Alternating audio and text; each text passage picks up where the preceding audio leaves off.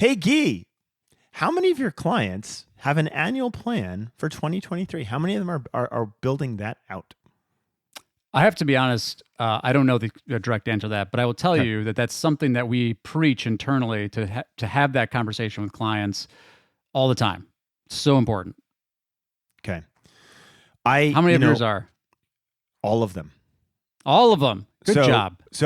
I mean, we actually run annual, and it's not annual business planning, but it is annual marketing planning for our clients. And we have a series of workshops that we work through, and then it's really based around, and this is, I think, the most important thing. We need to know where you want to go as a business, right? And there's lots of different paths that you can take, but the answer we want to grow is not a good target for your annual plan. You need to know where you want to go, and that where do you want to go could be something like we want to achieve X amount of revenue. We want to go from 200 intakes a month to 240 intakes a month. We want to open a new office. We want to hire 3 new lawyers. Right? These are all kind of smart goals that talk about growth, and they're all good. But what they give you, because they're smart goals, is they give you a path to figure out, okay, what do we need to do to get there, right? Um, and my fear is a lot of law firms think about this. Well, we're going to grow next year.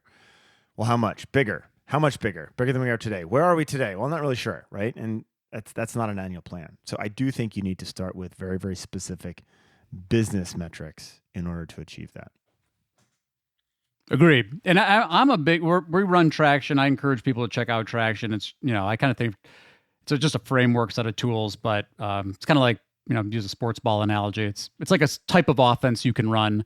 But we talk about 10-year target, 3-year picture, 1-year plan. So annual planning's a 1-year plan, but as you go from 10-year target to 1-year plan, you're going from like really big, kind of fuzzy, directionally, your big vision to the more tactical.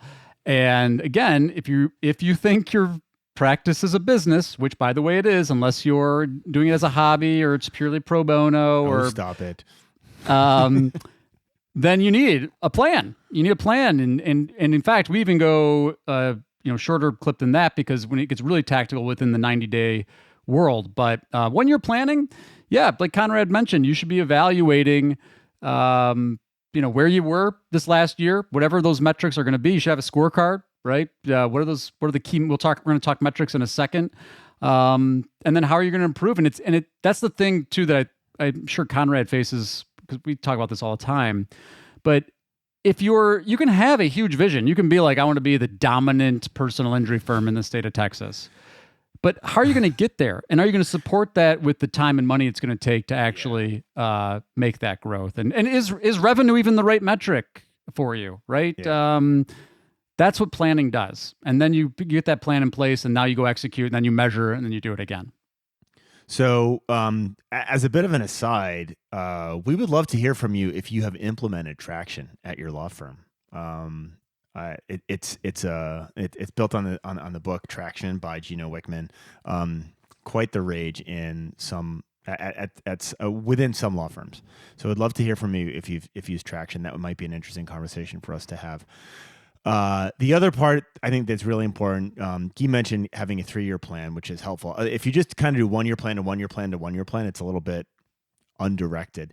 And having those metrics, and I think the key here, one of the things that Traction preaches, I've done this forever. I've done this since my days at Alvo, frankly. Mark Britton used to do this every quarter. We would do a full-on business review, and I've extended that to the agency, and we do that with our clients as well. But it is a review of those business metrics, those business goals that you have, whether it's revenue or lawyers or new offices, and where are you with regards to achieving those things, and coming back and reviewing them. If you don't review those on a quarterly basis, it's useless, because what'll happen is in November of next year, you're going to search for that file on your computer, right? Like, what was the annual plan? Then you're going to look up what you decided your goal was, which you've already forgotten about because you're so busy doing cases and hiring people and running a business.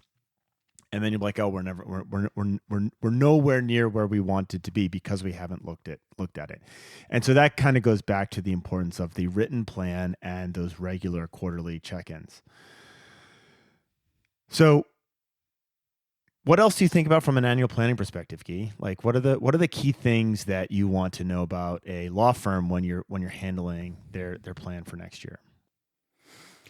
Well, I mean, we're specifically talking about marketing. Yeah, that's fair. The big ones that I look at are the looking at their target market. So their target ideal average client personas.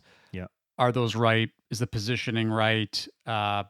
Looking and really for me, a lot of it, like the planning looking forward is that's the output, but the input really is looking back and saying, did we actually execute? Did we execute on all the things that we wanted to execute on? How did those things perform? Because that's the year gives you it's a good amount of time to say, hey, look, we actually invested some time and money into this. Are we moving in the right direction based on whatever metrics that we want to look at? Because you can't reevaluate your positioning and your budget, week to week, month to month. It's just not enough time. The other thing you have to factor into all this, and I think we were talking about this in the context of the downturn, but year over year, a COVID year might look a lot different than a non-COVID year for certain practice areas. I mean, I remember talking to a lot of personal injury firms that primarily focus on motor vehicle accidents, and like in the counties they were in, it went from 400 motor vehicle accidents in their county to 0 overnight. Right. So all that's got to be taken into account. And then the big one is like, okay, you want to grow your revenue. Let's just say we even get you want to grow your revenue by 30% this coming year. How are you going to support it? Right. You're going to try to do it completely organically. You're going to do it for free. You're going to do it with just the investment of your time. Is that realistic? How did that go last year? Those are the kinds of types of things that we look at. So just to get slightly one flavor further deep on that, you need to understand that the more aggressively you want to grow, the more money you need to put into your growth, right? It's so obvious, which is frankly taking money out of your profitability, right? You are reinvesting your profit into your growth, or you could be maximizing your profit, which is totally cool, right?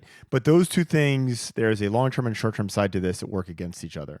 And you need to be okay and understand that there is a push and pull between that short-term profitability and that long-term growth. Money makes it makes a world go round. Money makes a world go round. Yeah, money make a world go